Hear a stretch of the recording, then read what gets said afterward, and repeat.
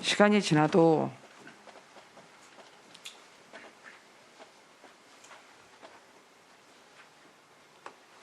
죄송한 마음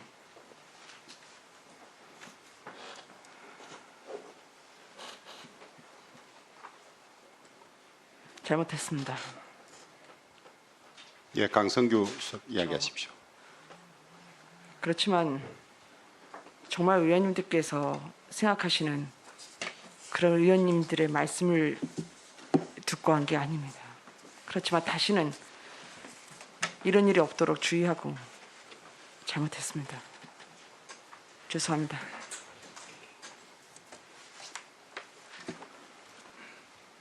잠시 사적 대화를 나눠서 그 의원 여러분께 여러 가지 오해를 불러일으킨 점 죄송하게 생각합니다.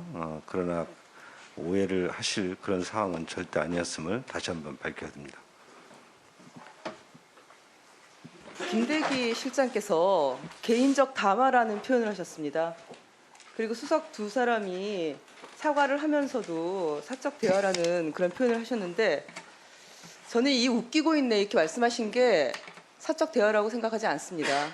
분명히 의원들이 질의하고 있는데 그 순간에 그렇게 하신 거였고 이미 그 이전부터 계속 웃고 있었습니다. 그냥 미소를 지은 게 아니라 소리내서 웃었고요. 그 소리를 제가 들었었습니다. 저는 이런 사적 메모를 하면서 계속 그렇게 주장하는 거에 대해서는 이렇게 넘어갈 수는 없습니다.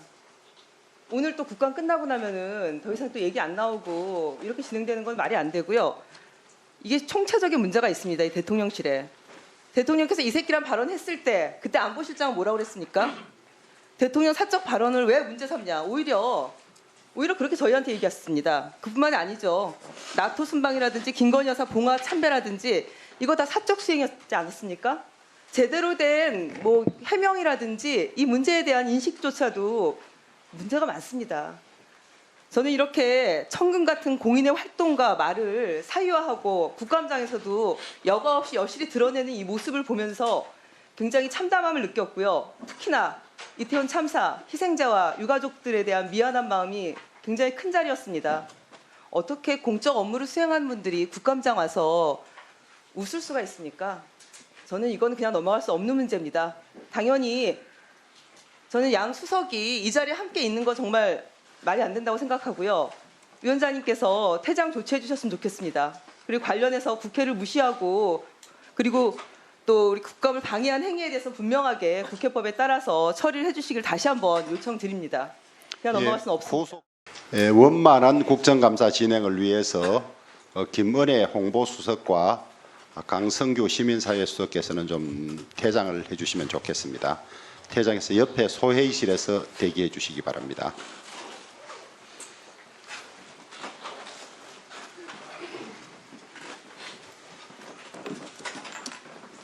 그러면 이어서 질의를 계속하도록 하겠습니다. 존경하는 조은희 위원님 질의해 주십시오.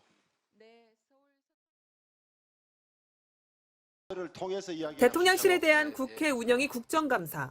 김은혜 홍보수석과 강승규 시민사회수석의 대화 도중 웃기고 있네라고 적은 메모가 언론에 포착돼 파문이 일었습니다.